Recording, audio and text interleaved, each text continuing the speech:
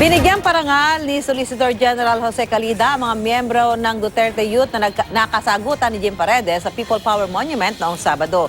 Para kay Calida, katapangan ang ipinakita ng mga kabataang nakasagutan ni Paredes. Sana raw dumami pa ang mga kabataang handang ipaglaban ang kanilang paniniwala. Kasabay nito, binatikos ng Solicitor General ang pagiging arugante ni Paredes.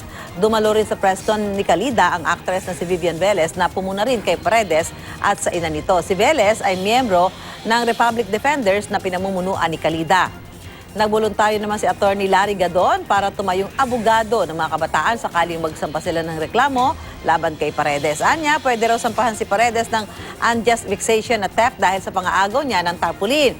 Bago nagtapos ang press con, nag-iwan ng hamon si Calida kay Paredes. Sinabi mo silang duwag, you try telling me I'm duwag. Kumamong ka sa hindi mga bata. Hamunin mo yung kagaya mo.